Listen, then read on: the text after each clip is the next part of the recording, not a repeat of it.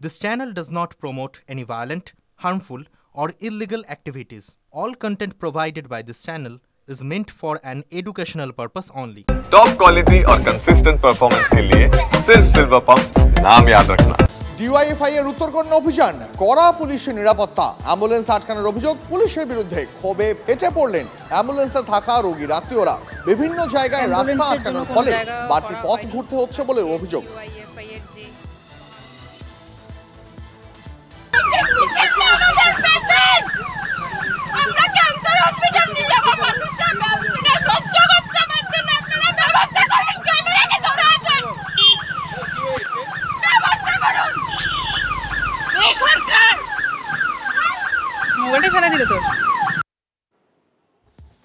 আসুন কথা বলি আমাদের সঙ্গে আমাদের সহকর্মী প্রসেনজিৎ একেবারে উত্তরকন্যার সামনে থেকে রয়েছেন।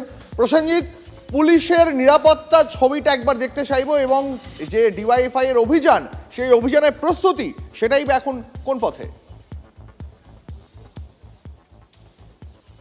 দেখো, আর কিছুক্ষণের মধ্যেই ডিওয়াইএফআই এর বামপন্থী ছাত্র যুবরা অভিযানে যাবেন। আমি একবার প্রস্তুতিটা দেখাবো। জল কামান রয়েছে, দমকলের আলাদা গাড়ি নিয়ে আসা হয়েছে যদি জল কম পড়ে সেই কারণে।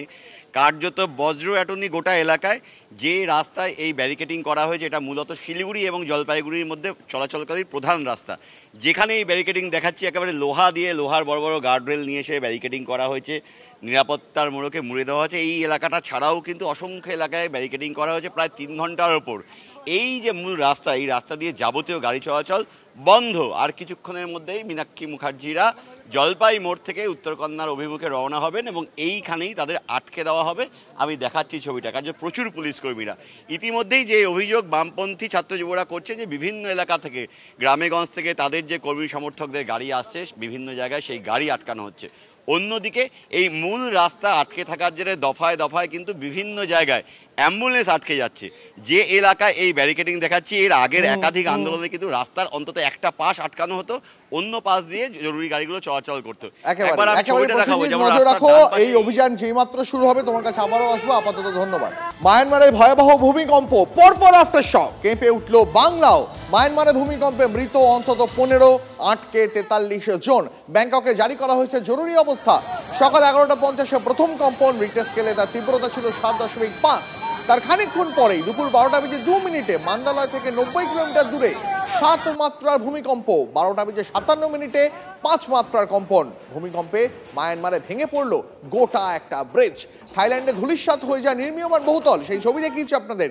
কেঁপে উঠেছে পশ্চিমবঙ্গের একাধিক জেলাও। কলকাতা, 24 পরগনা, হাওড়ায় কম্পন অনুভূত হয়েছে। উত্তর পূর্বে বড়সড় ক্ষয়ক্ষতির আশঙ্কা করা হচ্ছে। দুপুর 1:03 মেঘালয়ের গারো পাহাড়ে 4 মাত্রার ভূমিকম্প অনুভূত হয়েছে, অর্থাৎ একটি কম্পন, তারপরে একাধিক আফটার শক। তাতে কেঁপে উঠল গোটা মায়ানমার এবং থাইল্যান্ড। এবং মায়ানমার এবং থাইল্যান্ডে ভূমিকম্পে উদ্বিগ্ন প্রধানমন্ত্রী নরেন্দ্র মোদী। দুর্গত মানুষদের পাশে দাঁড়িয়ে এক্স হ্যান্ডেলে পোস্ট করেছেন তিনি। দুই দেশের সরকারের সঙ্গেই যোগাযোগ রাখছে ভারত, দুই দেশকেই সব রকম সাহায্য করবে ভারত, জানিয়েছেন প্রধানমন্ত্রী নরেন্দ্র মোদী। এই মুহূর্তে তার এক্স হ্যান্ডেলে পোস্ট দেখাচ্ছি আপনাদের। প্রধানমন্ত্রী তিনি তার উদ্বেগ প্রকাশ করেছেন এবং উদ্বেগ প্রকাশ করে তিনি জানিয়েছেন এই দুই দেশের সঙ্গেই ভারত যোগাযোগ রাখছে, দুই দেশকেই সব রকমভাবে সাহায্য করবে ভারত, জানিয়েছেন প্রধানমন্ত্রী।